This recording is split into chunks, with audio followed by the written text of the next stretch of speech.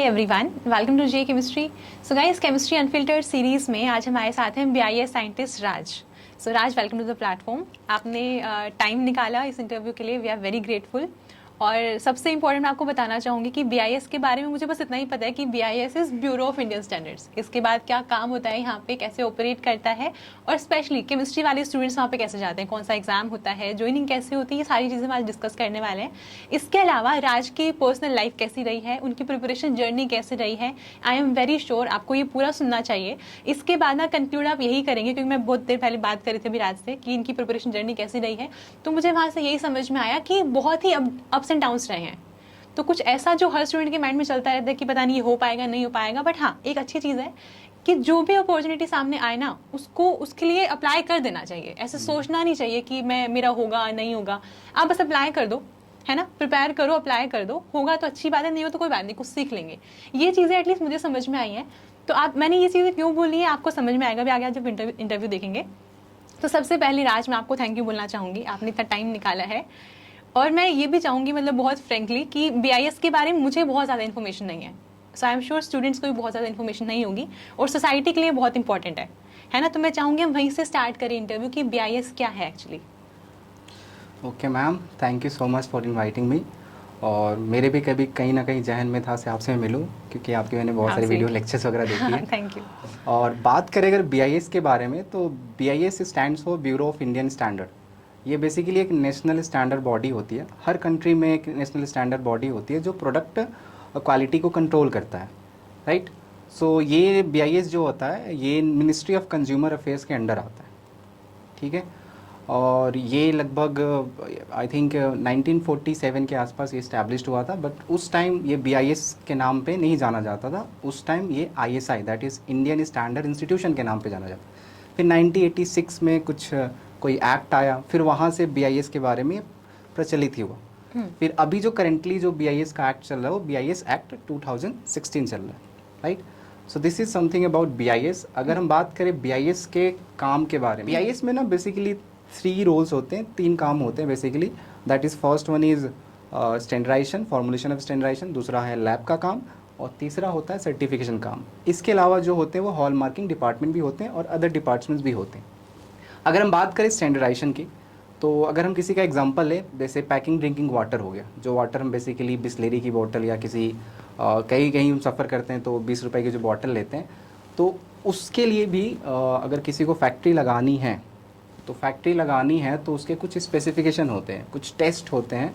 अगर टेस्ट की बात करें तो माइक्रो हो गया, केमिकल हो गया, पेस्टिसाइड हो गया, ये सारे टेस्ट होते हैं। तो वो बेसिकली एक इंडियन स्टैंडर्ड, एक बेसिकली बुकलेट होती है, उसमें ये लिखा होता है, और that is called standard IS. अगर हम बात करें पानी की तो आईएस होती है 1453। ओके, तो हमारे पास यहाँ पर एक वाटर बॉटल भी है ना। हाँ, इसका हम कुछ यूज़ कर सकते हैं। हाँ हाँ बिल्कुल। जैसे अगर इसको अगर ध्यान से देखें तो यहाँ पे ना आईएसआई मार्क लिखा हुआ है, और इसके ऊपर लिखा हुआ IS, that is Indian standard.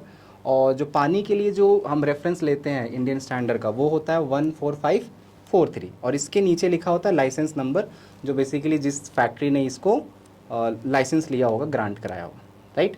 तो ये इंडियन स्टैंडर्ड को फॉलो करके ये लोग अपना ये पानी का बॉटल बनाते हैं, राइट। दूसरी अगर बात करें, that is called laboratory, right. तो अगर हमें टेस्ट करना हो, से ये जो है पानी की बॉटल जो है उसका केमिकल टेस्ट, माइक्रो टेस्ट, ये जो टेस्ट होती है लैब में होती है। तो बेसिकली हम सैंपल फैक्ट्री से ड्रॉ करते हैं, लैब में भेजते हैं, लैब उसकी टेस्टिंग करती है, राइट। तो that is called lab work. अगर हम बात करें तीसरी, दैट इज़ सर्टिफिकेशन वाला। तो सर्टिफिकेशन में क्या होता है, इंस्पेक्शन ऑफिसर जो होते हैं, जस्ट लाइक इंस्पेक्शन होता है, एक डीलिंग ऑफिसर होता है। डीलिंग ऑफिसर जो होता है वो डॉक्यूमेंट्स को वेरीफाई करता है। इंस्पेक्शन ऑफिसर जो होता है फैक्ट्री में जाके वेरीफाई करता है, ठीक है। तो वो बेसिकली क्या करेगा, फैक्ट्री में जाएगा, सारी चीज़ें देखेगा, सब कुछ आईएस के अकॉर्डिंग है कि नहीं, प्रोडक्ट मैनुअल के अकॉर्डिंग है कि नहीं, और सब कुछ जब सही रहेगा तो वो उसको लाइसेंस दे देगा। That is called certification work. तो ये 3 मेजर रोल होते हैं। इसके अलावा हॉल मार्किंग वाला भी होता है। अगर सोने की बात करें तो सोने की ऑथेंटिसिटी के लिए हम वहाँ पे हॉल मार्किंग भी करते हैं। 22 कैरेट का है, 14 कैरेट का है, 18 कैरेट का है, राइट। और अभी अभी कुछ रिसेंटली में न्यूज़ आया है, HUID जो होता है, वो जो गोल्ड पे होती है HUID, एक कंपलसरी कर दी गई है, और जिससे हम वेरीफाई भी कर सकते हैं वो जो गोल्ड हम ले रहे हैं किसी भी ज्वेलर के शॉप से, वो कितने कैरेट का है। क्योंकि हम गोल्ड को हाथ में देख के बता नहीं सकते वो 22 कैरेट का है या 18 कैरेट का है या 14 कैरेट का है। हमको कैसे पता चलेगा? अगर कोई सोनार भी है, बहुत पुराना एक्सपीरियंस है, तो वो भी देख के बताएगा सर सोना है, बट ये कभी नहीं बता सके 22 है या फिर 14 है। तो उसको देखने के लिए उस HUID को, एक BIS का केयर ऐप होता है, उस पर हम डालेंगे उस HUID को, और वहाँ पे वो पूरा उसके बारे में इंफॉर्मेशन बता देगा, कितनी उसकी कैरेट है, कहाँ पे मैन्युफैक्चर हुआ है, और वो ऑपरेटिव है या नहीं, उसका स्टेटस वगैरह। सो this is brief about BIS। हाँ, तो ये आपने गोल्ड के बारे में बताया, बोतल के बारे में बताया, तो जैसे आपने मुझे बोला कि बोतल के ऊपर वो ISI लिखा होता है, जिस नंबर लिखा होता है, हाँ। तो अगर हम ये डालें BIS केयर ऐप पे, हाँ। तो मुझे पता चलेगा कि मतलब ये पानी के बारे में कि हाँ, एक्चुअली ये बिल्कुल, वो पानी के बारे में ये बता देगा से वो फैक्ट्री मतलब कहाँ मैन्युफैक्चर हुई है, राइट। वो जो लाइसेंस है वो अभी ऑपरेटिव है कि नहीं, कि वो सस्पेंशन में चली गई, कैंसिलेशन में चली गई है, उसके बारे में पूरा डिटेल्स बता देगा। उसकी मैन्युफैक्चरिंग कब हुई है, शेल्फ लाइफ कब तक है, तो उससे हम वेरीफाई कर सकते हैं कि वो फेक है या ऑथेंटिक है या वो। ओके। तो ये हमने ओवरव्यू देखा कि BIS में काम एक्चुअली क्या होता है। मुझे देख के लग रहा है सब कुछ BIS वाले ही कर रहे हैं, अभी एक्चुअली पहले पता नहीं था, बट अभी इतना कुछ वहाँ पर हो रहा है तो बहुत अच्छी बात है। और हाँ, BIS केयर ऐप है जो आई थिंक हम सबके फ़ोन में होनी चाहिए। बिल्कुल, और ये भी होना चाहिए फ़ोन की अभी अगर आपको ऑथेंटिसिटी पता करना है तो फ़ोन में भी एक रजिस्ट्रेशन मार्क होता है। आप सेटिंग में जाओगे, अबाउट फ़ोन में देखोगे, वहाँ सर्टिफिकेट का ऑप्शन आएगा, वहाँ R that is registration number लिखा होता है, उसको भी आप BIS केयर ऐप पे डालोगे और वो भी पता कर सकते हो जो आपने जो फ़ोन लिया है वो सही है या नहीं। ओके या। ओके, तो ये हम अभी इंटरव्यू के बाद देखने वाले हैं कि जो हाँ, मेरा फ़ोन मेरे बिल्कुल, पास बिल्कुल, है हाँ, तो वो एक्चुअली हाँ। ऑपरेटिव है या फिर कुछ लाइसेंस उसका भी चल रहा है, ऐसी ऐसी चीज़ें Exactly, वो सब हम exactly, देखने exactly. वाले हैं। ओके, तो ये हमने थोड़ी सी बात करी है BIS के बारे में। अब क्योंकि स्टूडेंट्स यहाँ तक इस वीडियो को देख रहे हैं, मतलब उनको जानने की चीज़ें तो ठीक है, ये सारे काम तो हम भी कर लेंगे अगर हमें अपॉर्चुनिटी मिले तो, बिल्कुल। लेकिन ज्वाइनिंग कैसे होगी, हम BIS तक कैसे पहुँचे, तो वो भी हम जानना चाहेंगे। BIS में अगर बात करूँ, मेरी पोस्ट जो मैं ज्वाइन किया हाँ हूँ जी। दैट इज़ साइंटिस्ट बी, वहाँ पे साइंटिस्ट बी को असिस्टेंट डायरेक्टर कहते हैं। तो मेरा ज्वाइनिंग जो हुआ था बेसिकली गेट स्कोर पे होता है, तो you should have a very good GATE score, and then after that एक इंटरव्यू होगा when you get short list on the basis of GATE score. Okay. और जो रेशियो होता है 85% वेटेज दिया जाता है गेट स्कोर को और 15% इंटरव्यू के। ओके, जैसे ONGC में भी यही रहता है ना, हाँ, तो मैम। जनरली PSUs में ये सिमिलर सा ही रहता है कि या, आपका जो गेट स्कोर है वो उसको 85% मिलेगी वेटेज और 15% आपका इंटरव्यू रहता है। तो आपकी ज्वाइनिंग है 2022। जो पोस्ट आई थी दैट विल वो आई थी 2022 में, बट मेरी Okay. ज्वाइनिंग 2023 में हुई थी, मार्च में। ओके, या। तो अभी आप जम्मू पोस्टेड है। हाँ मैम, जम्मू कश्मीर पोस्टेड हूँ मैं। हाँ, तो एक्सपीरियंस कैसा है वहाँ का overall. Jammu is like good, वहाँ इन्वायरमेंट अच्छा है। अगर बात करें दिल्ली में तो 5 साल में रहा ही था ग्रेजुएशन और पोस्ट ग्रेजुएशन के टाइम पे, तो दिल्ली इज़ क्वाइट गुड। मेरे फ्रेंड्स वगैरह सर्कल यहीं पे ही है, but Jammu is also fine according. अगर बात करें इन्वायरमेंट को लेके, वहाँ पे बहुत हाँ, रश भी एयर कम फ्रेश है, हाँ, पॉल्यूशन नहीं हाँ, है वो ना, सब ये चीज़ें सारी अच्छी है वहाँ चीज़ें पे। डेफिनेटली। तो लोग जनरली ना जम्मू घूमने जाते हैं, आपको तो हाँ। पोस्टिंग वहाँ पे मिल गई है। हाँ, वैष्णो देवी के लिए मोस्टली बहुत लोग हाँ आते जी, हाँ हैं। जी, हाँ जी। तो आप दर्शन करके आए हैं वहाँ पे? हाँ हाँ, मैं भवन पे जब गए? पहली बार गया था उसके 2 हफ्ते दिन बाद ही मैं दर्शन करके आ गया। चलिए, बहुत बहुत बढ़िया, बहुत अच्छा है। तो ये सारा हमने ये ना शायद नॉर्मल। वो उसी का ही है ये। हाँ, ओके ओके। नहीं, अच्छा है ना, आपको साथ साथ में वो आशीर्वाद भी मिलता रहता है, बढ़िया है।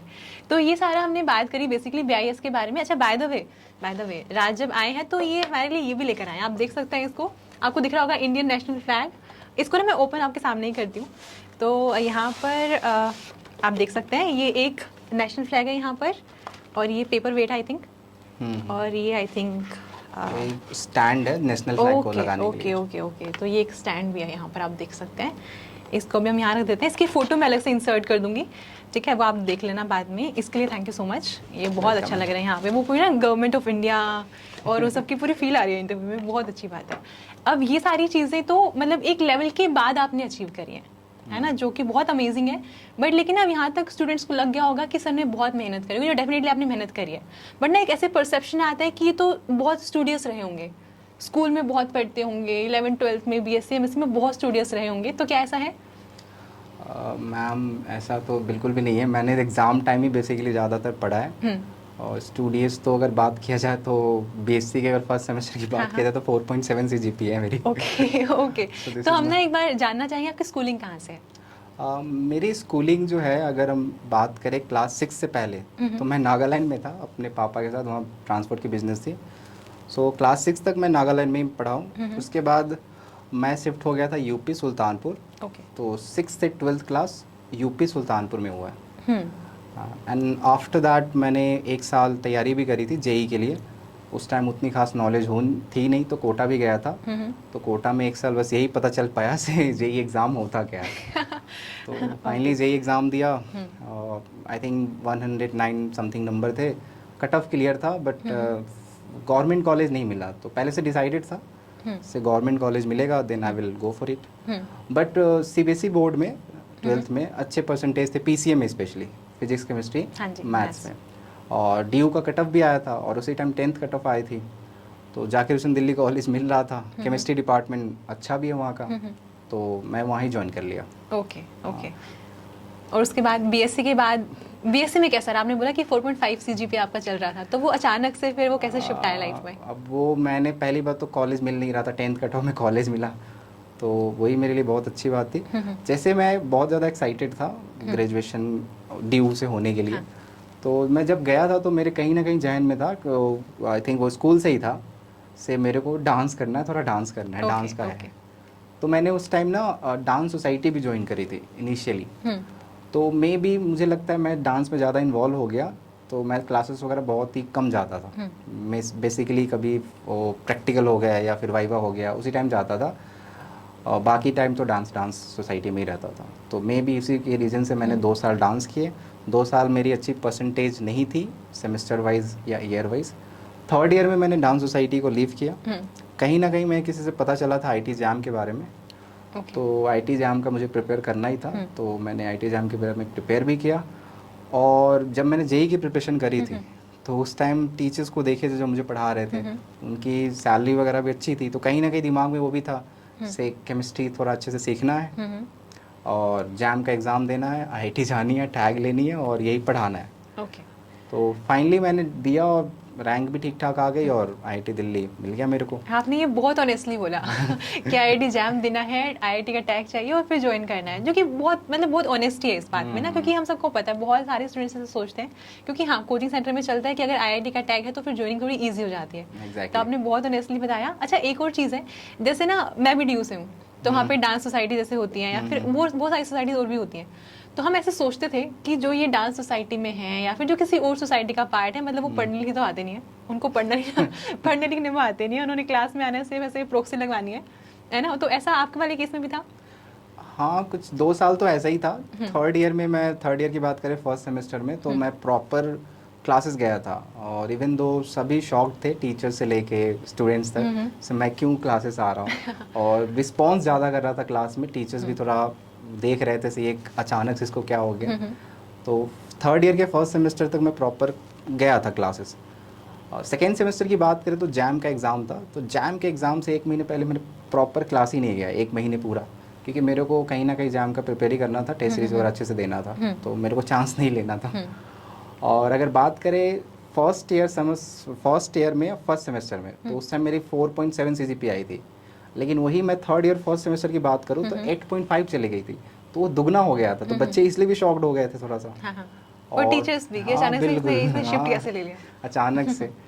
तो फिर बात करें 3rd ईयर 2nd सेमेस्टर में, तो उस टाइम क्या था, जैम का एग्ज़ाम था, तो मैंने 1 महीने आया नहीं, तो जैम की प्रिपरेशन करी। जैम जैसे ही ख़त्म हुआ मैं क्लासेस जाना स्टार्ट कर दिया, लैब जाना स्टार्ट कर दिया, ठीक है। उसके बाद उसकी रिजल्ट आई, तो ये पता नहीं बोलना चाहिए कि नहीं, अरे सब बोलना चाहिए। तो क्लास में वो मतलब मेरा हुआ, बाकी लोगों का वो थोड़ा सा रह गया, तो जिसकी वजह से बच्चे इसलिए शॉक थे से मेरा हो गया, बाकी किसी का नहीं हुआ। इसलिए नहीं शॉक थे से मेरा हुआ, मेरा हुआ और किसी और का नहीं हुआ। So that was very surprising for me, सबके लिए था वो। तो अच्छा लगा था मेरे को, बट बुरा भी होता है दूसरे के लिए जो उनका नहीं हुआ, जिनका नहीं होता। हाँ जी। तो फिर आपकी रैंक कितनी आई थी उस टाइम जैम में? रैंक मेरी 167 थी। ओके। हाँ, तो उसके बेसिस पे मेरे को मिल गया था। तो फिर फाइनली जब मैं जैम की तैयारी कर रहा था, तो एक सीनियर है, कृति शर्मा नाम है उनका, वो भी ओएनजीसी में गई हैं, उसी टाइम वो गेट की तैयारी कर रही थी। तो उनसे ही मेरे को पता चला से गेट के एग्ज़ाम के थ्रू हम जॉब भी हमें मिलता है। तो बेसिकली वो ओएनजीसी उनको मिला था, उसकी all India rank I think 27 थी, तो उन्होंने ही मेरे को मोटिवेट किया था से तुम ये भी कर सकते हो। तो मेरा तो प्लान था से आईटी दिल्ली जानी है, फिर से सोसाइटी ज्वाइन करनी है। हाँ, तो आईटी दिल्ली जाएंगे, टैग का टैग मिल गया, डांस कंटिन्यू करेंगे और और मैंने बस। यूट्यूब पे भी देखा था, उसके बहुत सारे मतलब डांस की वीडियोस थी, सोसाइटी अच्छी थी, हम्म। तो कहीं ना कहीं था। तो मैं तो वही सोच के गया था, बट वहाँ पे मैंने देखा से 2 साल आगे मेहनत कर लेते हैं, डांस को भी याद रखते हैं, बाद में देखेंगे। तो एक मैंने बार गेट को दिखते हैं। हाँ, तो मैंने गेट के लिए बहुत मतलब बहुत ही ज़्यादा मतलब पागलों की तरह थोड़ा आप कह सकते हो मैंने पढ़ा था, और फाइनली ठीक ठाक प्रिपरेशन भी करी और एग्ज़ाम भी दिया। और उस टाइम 2020 की बात है, 2020 गेट की बात है, 114 रैंक आई थी, और जहाँ तक मुझे याद है 114, ओके, हाँ 114, हाँ। Very good rank. और उस टाइम मेरे ख्याल से 15 मार्च के आसपास रिजल्ट आया था, और 15 मार्च का रिजल्ट आया था, और शायद 21 मार्च के आसपास ना कोविड आ गया, तो पूरा सोसाइटी पूरा क्या बोलते हैं आईटी दिल्ली बंद हो गया, और पूरी पता ही है सबको लॉकडाउन हो गया था। हाँ जी। तो उसके बाद अगले महीने में आनी थी वैकेंसी, सबको पता अगले महीने वैकेंसी आनी है, बट सब पता नहीं 2 साल हो गए आई कोई नहीं थी, वैकेंसी नहीं ओएनजीसी आई। की वैकेंसीज नहीं आई। हाँ जी। तो फिर उसके बाद लॉकडाउन में तो घर पे ही बीते 6 महीने साल भर। फिर फाइनली जैसे गेट 2021 आने वाला था, तो उस टाइम शायद कोविड कम हो गया था, तो उस टाइम मैं दिल्ली आ गया था, और 2-3 महीने बचे थे गेट 2021 के। तो मेरे पास ना जो प्रिपेयर करने के टाइम पे ना शॉर्ट नोट्स बचे थे, हर चैप्टर के मैंने शॉर्ट नोट्स बना रखे थे। तो बेसिकली मैंने वही शॉर्ट नोट्स देखे, प्रीवियस ईयर लगाए, और प्रीवियस ईयर लगाए, और उसके अलावा मुझे टेस्ट सीरीज़ भी देना था, तो मैम का ही टेस्ट सीरीज़ मैंने दिया एक फ्रेंड से लॉगिन आईडी पासवर्ड लेके, तो वो भी मुझे काफ़ी हेल्प हुआ। और बड़ा ही ऑनेस्ट टाइप का इंटरव्यू जा रहा है। चलिए, ओके ओके, नहीं अच्छा है, मुझे पता है बच्चे ऐसे करते हैं, बट इट्स ओके। हाँ, तो वही है, किसी और का मैंने लिया टेस्ट सीरीज़ दिया, उसको भी थोड़ी प्रॉब्लम हो रही थी बीच बीच में, क्योंकि एक टाइम पे भी मतलब एक लोग ही में लॉगिन login कर रहता है। सकता है, दूसरा कोई नहीं कर सकता। तो बस इतना मैंने किया और एग्ज़ाम देकर आया। पता नहीं था से एग्ज़ाम इतना अच्छा जाएगा। तो जब आया दे के, तो काउंट उंट किया, नंबर वगैरह मिला है, तो लगभग 82 बन रहा है। और मैंने देखा जो प्रीवियस जो हिस्ट्री में हाँ जी, रहा हाँ है जी, हाँ 82 जी। पे ऑल इंडिया रैंक 10-5 हाँ। तो कहीं जाता है, बट पता चला नहीं, ऐसा नहीं है। हाँ, पेपर इजी आ गया था ना, वो पेपर वजह। भी ईजी आ गया था, और स्कोर 92 तक पहुंच गया था, तो जिसकी वजह से ऑल इंडिया रैंक 16 आई थी। तो 16 भी बहुत अच्छी रैंक है, हम्म। बहुत अच्छी रैंक है। फिर उसके बाद वही, अभी तक भी ओएनजीसी की वैकेंसी नहीं आई थी, 2020 की भी हाँ नहीं जी, और 21 की 21 भी की नहीं। तो उसके बाद मैंने कुछ पीएचडी के लिए, उस टाइम फिर से कोविड आ गया था, फिर कोविड फिर गया, फिर मैंने पीएचडी के लिए अप्लाई किया, कई जगह सीएसआईआर में अप्लाई किया, आईआईटी बीएचयू, आईआईटी पटना, इन सारे इंस्टीट्यूट में मैंने पीएचडी के लिए अप्लाई किया। आईआईटी बीएचयू और आईआईटी पटना इसलिए क्योंकि वो घर के थोड़ा पास है, because I belong from Bihar. तो फाइनली सीएसआईआर में 2 इंस्टीट्यूट में हुआ था, सीएसआईआर एनसीएल, और एक और इंस्टीट्यूट था जो दूर था, तो नहीं गया मैं। और आईआईटी पटना में तो हुआ नहीं, क्योंकि वो पूछ रहे हैं आईआईटी दिल्ली से आईआईटी पटना क्यों आ रहे हो तुम। उनको लग गया कि ये बच्चा सीरियस नहीं है, इसको बस चाहिए कि एक बार ज्वाइनिंग कर ले, और जैसे इसको चांस मिलेगा एग्जिट का, इसने एग्जिट लेना है। एग्जैक्टली, उनको लग रहा था यही सीन है, तो इसलिए पूछ भी रहे थे तुम क्यों आईआईटी दिल्ली से आईआईटी पटना आ रहे हो। आईआईटी बीएचयू में हो गया था, तो मैंने फाइनली वहीं ज्वाइन कर लिया। वहाँ 1 साल का कोर्स वर्क होता है, तो ऑनलाइन ही कोर्स वर्क था, कोविड भी चल रहा था, तो साथ में वहाँ पे ना कुछ एग्ज़ाम्स आ रहे थे यूपी में, उस टाइम इलेक्शन भी थे, तो एग्ज़ाम भी कुछ वैकेंसीज आई थी, आई थिंक लेक्चरर की आई थी और असिस्टेंट प्रोफेसर की आई थी, दोनों दिया था। दोनों में मैं इंटरव्यू तक गया था, बट वहाँ फाइनली नहीं हुआ था। और 1 साल मैं आईआईटी बीएचयू में यही ऑनलाइन कोर्स वर्क किया। फिर फाइनली मेरा तो पीएचडी में उतना इंटरेस्ट था नहीं, तो मैंने फाइनली ज्वाइन नहीं किया था, मतलब उसको मतलब लेफ़्ट आउट कर दिया। फिर मेरे को कोटा में कोई कोचिंग इंडस्ट्री है, वहाँ से एक ऑफ़र आया, तो मैं वहाँ पे चला गया। तो आपने अप्लाई किया था वहाँ पे पहले? नहीं, वहाँ पे मैंने कोई अप्लाई, मुझे भी नहीं पता क्या हुआ है, बट मेरे पास कॉल आया था अचानक से, आप ज्वाइन करना चाहते हो तो we can do the interview and all. तो मैंने पहले रिज्यूमे भेजा होगा, कि मैं भेजता रहता था, तो उनके पास गया था। तो अचानक बस मैं यहाँ पे आपको 1 मिनट रोकना चाहूंगी। इन्होंने कहा है कि ये रिज्यूमे भेजते रहते थे, है ना, तो मैं बस वही चाहती हूँ, जब आप पढ़ रहे हैं या फिर प्रिपरेशन फेज में हैं, तो आप ट्राई करिए, सिर्फ ऐसे ही कि कुछ और अगर नहीं होगा, तो आपको अगर कहीं इंटरव्यू देने का चांस मिले, आपको एक्सपीरियंस हो जाएगा, है ना। बहुत बार बच्चे सोचते हैं कि हम तो जाके डायरेक्ट ना ओएनजीसी का इंटरव्यू देंगे, और फिर वो थोड़ा सा नर्वस हो जाता है वहाँ पे इंटरव्यू में। तो मैं तो अब ये कहती हूँ आपको, जैसे सर ने भी बोला कि आपको ना अप्लाई करते रहना चाहिए, और जितने इंटरव्यूज सिलेक्शन होता है वेरी नाइस, ज्वाइन करना है नहीं करना वो अलग चीज़ है, बट आपको अप्लाई करते रहना चाहिए, और साथ में लर्निंग हो जाती है वहाँ से बहुत ना, कि आपको कैसे अपियर करना है, कैसे क्वेश्चन आपसे पूछे जा सकते हैं, इन सब चीज़ों के लिए इंपॉर्टेंट है कि आप अप्लाई करते रहें। ओके, तो फिर आपने ज्वाइन कर लिया वहाँ पे? हाँ, फिर मैंने वहाँ पे एज अ ट्रेनी टीचर मैंने ज्वाइन किया। वहाँ पे ट्रेनिंग होनी थी 3 महीने, फिर उसके बाद वो बैचेस देते हैं और सैलरी वगैरह ऐसा कुछ उनका था प्लान। फिर वहाँ ट्रेनिंग हुई, सैलरी कम थी, वो बढ़ा नहीं रहे थे। फिर मैंने स्विच किया दूसरे कोचिंग में, वो बॉम्बे गया, वहाँ पे सैलरी अच्छी थी, तो वहीं पे चल रहा था। और उस टाइम तक भी ओएनजीसी का कुछ आया नहीं था, लेकिन बीआईएस का आया था, तो मैंने बीआईएस में अप्लाई कर दिया था। वैकेंसीज थोड़ी कम थी, 4 ही वैकेंसी थी, तो थोड़ी थोड़ा नहीं, काफ़ी कम थी सिर्फ 4 ही वैकेंसीज थी। तो थोड़ा उम्मीद भी कम था, बट फाइनली किसी तरह मैंने उसको अप्लाई किया, शॉर्टलिस्ट भी हो गया इंटरव्यू के लिए। तो मैं मुंबई में था, तो पहली बार मैं फ़्लाइट में, पहली बार उस इंटरव्यू के लिए, मतलब फ़्लाइट में मेरा पहली बार था वो, फ़्लाइट में मैंने सफ़र और आपने किया। अकेले ट्रैवल किया था? हाँ हाँ, अकेले ही ट्रैवल किया था। अब अकेले ही एक दिन ही आया था दिल्ली, और एक दिन ही मैं वापस ही चला गया, क्योंकि वहाँ पे कोचिंग थी, तो क्लासेस वगैरह भी लेने होते थे, और छुट्टी वगैरह बहुत कम मिलती है तो वहाँ पे। एक्सपीरियंस कैसा रहा फ्लाइट वाला, फर्स्ट एक्सपीरियंस? फ्लाइट वाला अच्छा था, इट वाज गुड। वहाँ पे क्लाउड्स देखने में पहली बार देखा से ऊपर जाके कैसा लगता है। ओके, मतलब विंडो सीट भी मिली है। और अभी तो ऐसा हो गया, ऐसे अप एंड डाउन फ्लाइट से ही होता रहता है। तो फिर वहाँ पे मैं गया जहाँ इंटरव्यू देने, मन तो नहीं था, बट कुछ फ्रेंड्स ने सजेस्ट किया, जा दे के आ जा, क्या प्रॉब्लम है। तो मैं दे के आया, मुंबई में था उस टाइम, और उस मुंबई इंटरव्यू देने के बाद मैंने फिर से स्विच किया, क्योंकि वहाँ पे वर्कलोड थोड़ा ज़्यादा था और थोड़ा दूर भी था घर से। तो एक नारायणा में हुआ था, कॉल आया था, तो मैंने वहाँ नोटिस पीरियड दे दिया और नारायणा के लिए शिफ्ट होने की तैयारी हो गया। बीच में 15 दिन के अंदर एक और कोचिंग इंस्टीट्यूट का नाम आ गया, वो मेरे घर के पास ही था, पटना उटना में।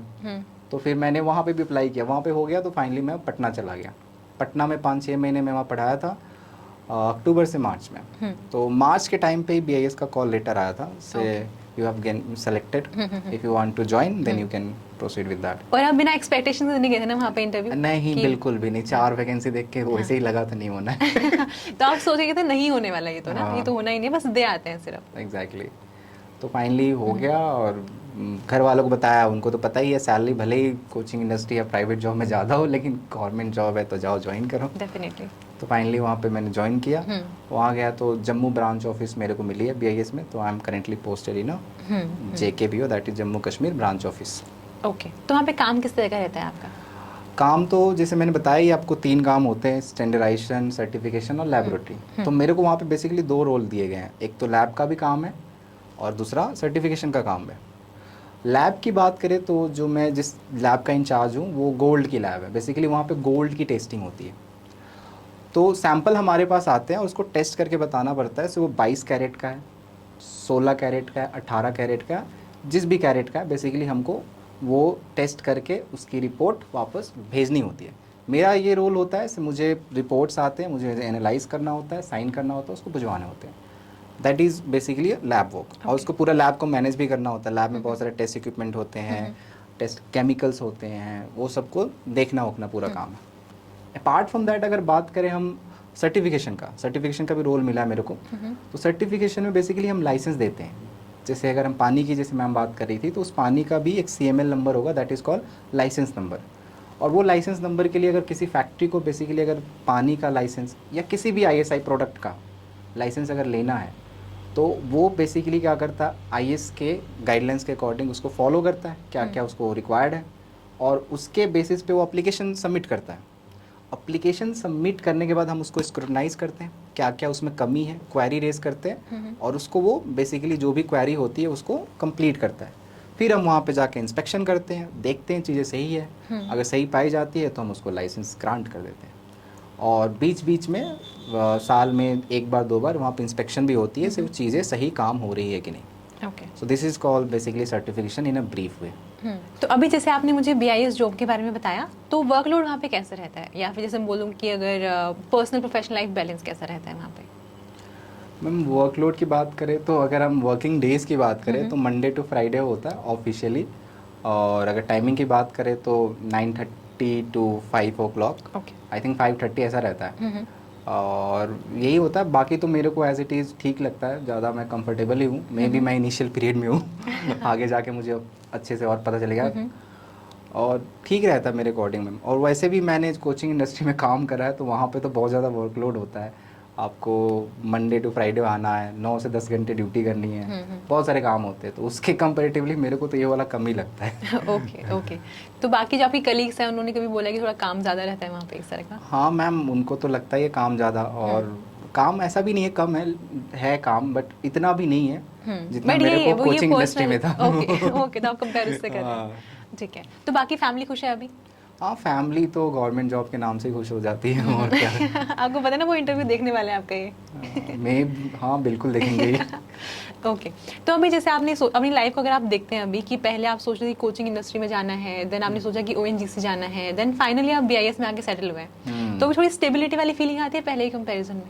हाँ हाँ बिल्कुल, पहले से तो काफ़ी आता ही है मैम, काफ़ी से स्टेबल लगता है। पहले छुट्टी चाहिए हो तो बहुत आपको बोलना पड़ता है, यहाँ पे थोड़ा छुट्टी मिल जाती है ठीक ठाक, वहाँ पे तो मिलती ही नहीं है, ऐसा हो जाता है। तो ये सब चीज़ें हैं, बाकी बैलेंस है, चीज़ें मेरे को पहले से काफ़ी बेटर लगती है। और कुछ बोल सकते हैं? हाँ हाँ, जो आप बोलना चाहें वो बोल और सकते क्या हैं। बोल सकते हैं? हाँ, बाकी मैं पूछ लेती हूँ, जैसे बहुत सारे स्टूडेंट्स होते हैं उनको लगता है कि अभी वो प्रिपरेशन फेज में है, जो हमारा इंटरव्यू भी देख रहे हैं, तो वो ना काफ़ी मोटिवेट तो हो गए होंगे कि हाँ हमें भी करना है। जैसे सर ने बोला कि मैंने गेट के लिए बहुत मेहनत करी है ना, तो उनको भी थोड़ी सी मोटिवेशन आई होगी। बट मुझे बहुत मेल्स आते हैं जिसमें बच्चे बोलते हैं कि मैम मोटिवेशन ना, हम कुछ टाइम तो मोटिवेट रह पाते हैं, बट ए टाइम पे जाके मोटिवेशन डाउन हो जाती है। तो ऐसा आपने फील किया होगा अपनी प्रिपरेशन फेज में, तो आप ऐसे स्टूडेंट्स को क्या मैसेज देना चाहेंगे कि मोटिवेशन से कैसे, डीमोटिवेशन से कैसे डील करें? मोटिवेशन मेरे लिए तो अगर बात करूँ मैं गेट की प्रिपरेशन के दौरान, तो मैं मोटिवेट तो इसी से होता था, सिर्फ मैं गेट एग्ज़ाम देना है और उसमें अच्छे रैंक लाने हैं और उसमें अच्छी जॉब पानी है, दैट इज़ ओएनजीसी, राइट। तो मैं ओएनजीसी को ही देख के मोटिवेट होता था, क्योंकि मुझे पता है उससे क्या मिलना है। तो अगर किसी को ये पता रहे से मुझे इस एग्ज़ाम से मुझे कुछ अचीव होने वाला है, कोई गोल मिलने वाला है, अगर वो गोल पे फोकस करे तो हमेशा मोटिवेट रहेगा। अदरवाइज़ किसी मोटिवेशनल वीडियो से या कुछ ऐसा देखने से वो 1-2 दिन का रहता है मोटिवेशन, बाकी तो फिर वो 1-2 दिन के बाद गायब हो जाता है। बट अगर वो गोल दिमाग में रहेगा, हमेशा रहेगा, तो फिर वो आप उसके लिए अपने आप ही मेहनत करते जाओगे। तो मेरे अंदर तो यही था गेट के लिए प्रिपेयर ओएनजीसी में, बट फॉर्चुनेटली अनफॉर्चुनेटली ओएनजीसी नहीं हुआ तो बीआईएस में आ गया। हाँ जी, हाँ जी। तो जो भी होता है अच्छा ही होता है एट द एंड। डेफिनेटली। अच्छा, आपकी लाइफ में इतने अप्स एंड डाउन्स रहे हैं, है ना, लाइफ काफ़ी मतलब बहुत सारे टर्न्स आए हैं लाइफ में ना, तो अभी अगर आप अपनी लाइफ को पूरा ओवरऑल देखें एक बार, तो आपको क्या लेसन आप किसी को देना चाहेंगे, आपकी लर्निंग क्या है लाइफ की? लर्निंग अगर बात करूँ तो यही है से चीज़ें जो आती है उसको एक्सेप्ट करो। अगर आप पूरी कोशिश करो, कुछ अगर पाना चाहते हो, नहीं भी अगर मिलता है तो इट इज़ फाइन, और खुश रहो और दूसरों को खुश रखो, यही लाइफ है। यही कर सकते हैं, और अपना बेस्ट दो, बाकी तो आप कुछ नहीं कर सकते, बेस्ट जितना आप दे सकते हो दे दो बस। और बाकी आप डांस सोसाइटी ज्वाइन कर लो। हाँ, डांस सोसाइटी एक हॉबी ज़रूर होनी चाहिए, क्योंकि अगर बीच बीच में अगर पढ़ रहे हो, कुछ कर रहे हो, बोर हो जाते हो, तो कुछ ऐसा चीज़ ज़रूर होना चाहिए जिससे आप रिफ्रेश हो सको। तो मैं प्रिपरेशन के टाइम पे बहुत बार तो म्यूज़िक ईयरफोन लगा लो, डांस करता रहता था बीच बीच में इंटरवल में, तो काफ़ी रिफ्रेश करता है। तो एक हॉबी भी होनी चाहिए। तो मेरे केस में तो डांस था, वो मेरे लिए फॉर्चुनेट था। तो अभी जॉब के बाद अभी आपने उसको कंटिन्यू करा हुआ है? हाँ हाँ बिल्कुल मैम, मैंने जो ग्रेजुएशन टाइम पे उसको, जिसको मैंने 2 साल किए थे, उसको छोड़ दिया था। अभी मैंने स्टार्ट किया डांस सोसाइटी तो नहीं, बट डांस एकेडमी वहाँ पे है जम्मू में। ओके। मैंने उसको ज्वाइन किया है। धीरे धीरे फिटनेस थोड़ी कम हो गई है लेकिन इम्प्रूव हो रही है। हाँ, तो मैंने 1-2 महीने, 1.5 महीने से एक्चुअली मैं ज्वाइन कर रखा हूँ। थोड़ी सी रहती है जॉब में, थोड़ा टाइम थोड़ा कम मिल पाता है, बट जितना भी मिल पाता है मैं कोशिश करता हूँ एकेडमी जाऊँ, और थोड़ा सा उससे एक और फ़ायदा होते हैं, फिटनेस थोड़ा सही रहती है, तो ये भी बेनिफिशियल है। तो फ्री टाइम में आप डांस सोसाइटी डांस बेसिकली कर लेते हैं? यही रहता है मेरा। और बाकी जैसे वीकेंड पे क्या करते हैं फिर? वीकेंड्स पे भी वही है कि एकेडमी जाते हैं, और कभी कभी घूमने का प्लान होता तो चले जाते हैं। अभी तो फिलहाल मैरिड नहीं है, तो फिर सिंगल ही। तो भी बैचलर्स लाइफ एंजॉय करने वाला टाइम चल रहा है। नहीं, बढ़िया। लेकिन आपने इतनी मेहनत करी है and you totally deserve this. आपसे बात करके बहुत अच्छा लगा, बीआईएस के बारे में जान के बहुत अच्छा लगा, और जैसे आपकी जर्नी जैसे रही, आई एम श्योर बहुत सारे स्टूडेंट्स उससे कनेक्ट कर पाएंगे। अच्छा, इसके अलावा मैं पूछ रही थी, कोई डांस की वीडियो है आपके पास? उसको मैं वीडियो के एंड में इंसर्ट कर दूँ? है, उस टाइम जब मैं डांस करता था उस टाइम, तो उस टाइम की भी कुछ वीडियोस है यूट्यूब पे, उसी टाइम डाल रखा था। उसके बाद तो मैंने चलाया नहीं, और कुछ इंस्टाग्राम पे भी है। और अभी मैंने आपको बताया डांस एकेडमी ज्वाइन किया, तो एक वीडियो इंस्टाग्राम पे मैंने डाल रखा है। चलो ठीक है, क्योंकि डांस की इतनी बात होगी ना इस वीडियो में, तो मैं उसको लास्ट में इंसर्ट कर दूंगी। और हाँ, मैं सर की इंस्टाग्राम आईडी भी आपको दे दूंगी डिस्क्रिप्शन में। अगर आपको कुछ जानना हो, बीआईएस के बारे में कुछ पूछना हो, या प्रिपरेशन के बारे में, सर आप कभी आपको टाइम मिले तो आप रिप्लाई कर दीजिएगा। बिल्कुल बिल्कुल। हाँ, तो मैं सर की आईडी आपको डिस्क्रिप्शन में दूंगी, वहाँ से आप चेक कर सकते हैं। चलिए, आपने टाइम निकाले इस इंटरव्यू के लिए, थैंक यू सो मच। बहुत अच्छा लगा आपसे बात करके, और आई एम वेरी श्योर जो देख रहे हैं उनको भी काफ़ी थोड़ा सा मोटिवेशन मिला होगा कि गेट के थ्रू सिर्फ ओएनजीसी, बीआरसी, डीआरडीओ नहीं है, बीआईएस भी है। और वैकेंसीज जब नेक्स्ट टाइम आएंगी तो फिर आपको इंटरव्यू वापस से देखना है, थोड़ा सा और मोटिवेटेड फील करना है और हाँ प्रिपेयर अच्छे से करना है। ठीक है, चलिए आपसे बात करके बहुत अच्छा लगा। एंड बाकी आपका जो भी फीडबैक रहे इस इंटरव्यू के रिगार्डिंग वो आप मुझे कमेंट सेक्शन में बताना। Thank you so much for watching.